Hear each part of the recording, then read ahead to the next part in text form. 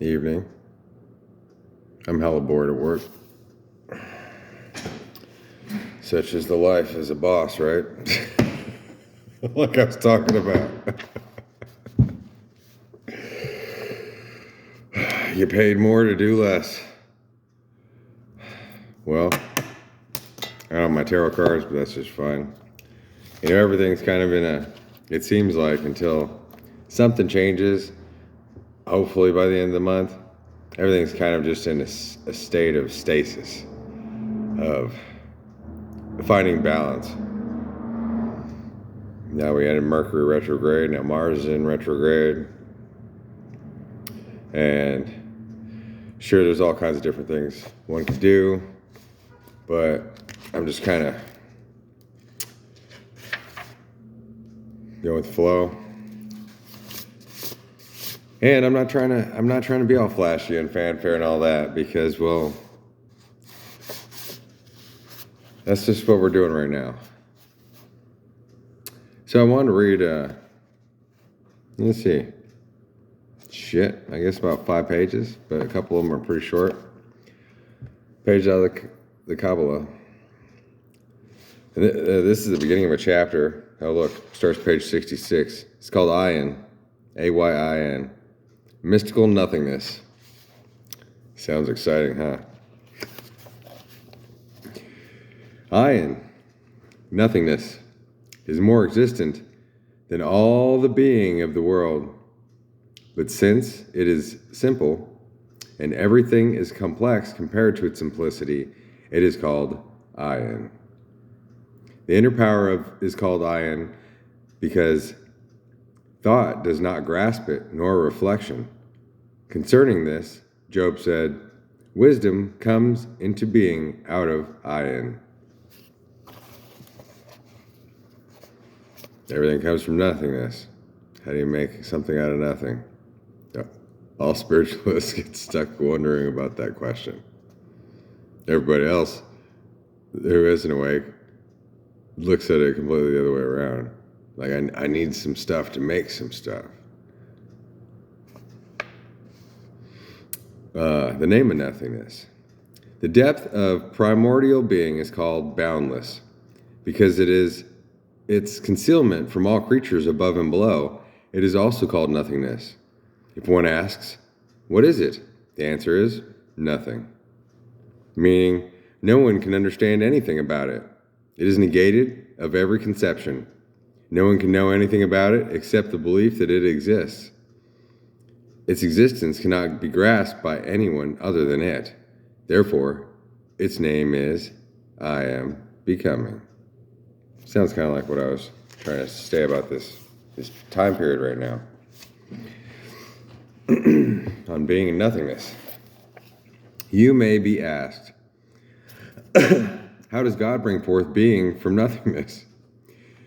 Is there not an immense difference between being and nothingness? Answer as follows. Being is in nothingness,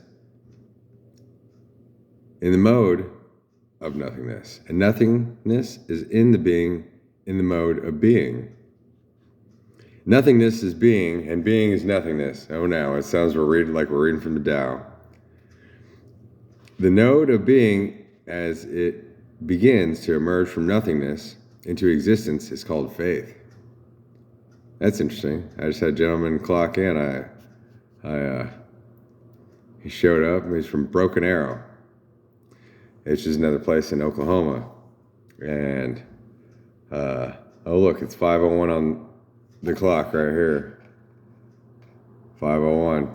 And I was just going to say, I clocked him out, printed his papers at 4:51. But his email address was cfaith at something or other. Or maybe that was that. It was at cfaith.com. I don't know. And here we are back in faith. I'm going to have to pause this in a minute.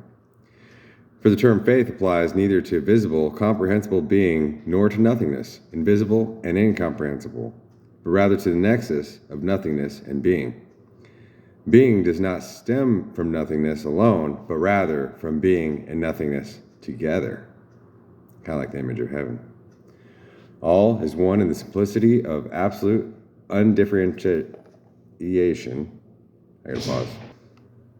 Okay, sorry about that.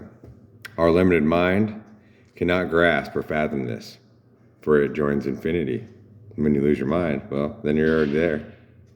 And then you're back.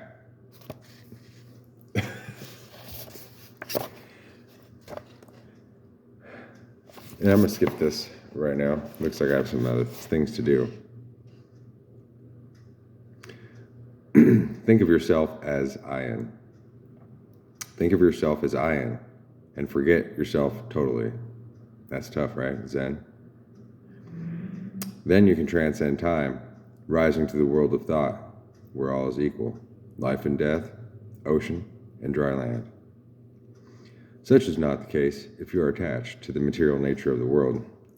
If you think of yourself as something, then God cannot clothe himself in you, for God is infinite. No vessel can contain God unless you think of yourself as AYIN.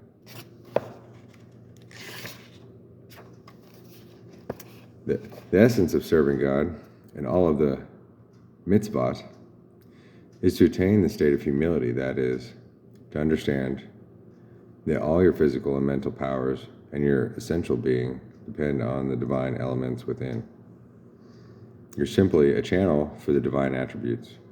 You attain this humility through the awe of God's vastness, through realizing there's no place like home, no, empty of it, because you're always home. Then you come to the state of AYIN, the state of humility. You have no independent self and are contained in the Creator. This is the meaning of the verse. Moses hid his face, for he was in awe.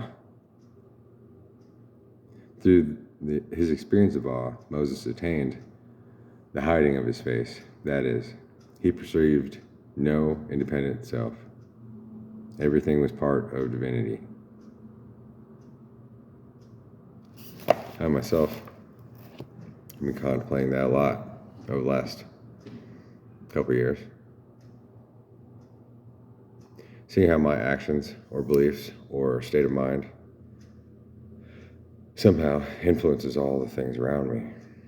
And that's a scary thing to behold, right? I mean, all of a sudden, say somebody cuts you off in traffic and you're like, God damn it, motherfucker, yeah.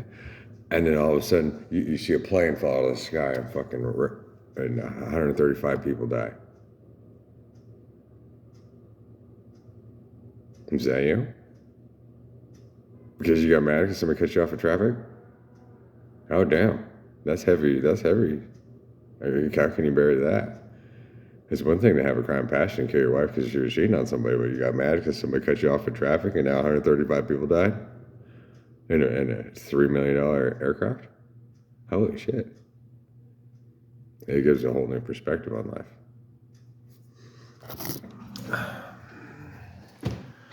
But as I get ready to go take care of some of my other duties, you know, one of the things that I've always enjoyed the most in my life is pleasant surprises. I guess that's why God brought me drugs so many times. Oh, look, I turned red just thinking about it. What a blessing. But every time that I got fucked up, I gave it all back. And it was all on a track record. Every minute of it was recorded. So it's not like anything went to loss. And I never spent time with other people. Unless it was talking about from the most high, the things that they didn't want to hear and that they already knew, supposedly, but they were running from the whole time, which somehow sets some measure of balance in the universe, proving that everyone's running away from the truth. They go to church, and the whole time they're there, they're thinking about something else. They ain't thinking about that. When they're laying in the middle of the street bleeding out, that's when they're in church.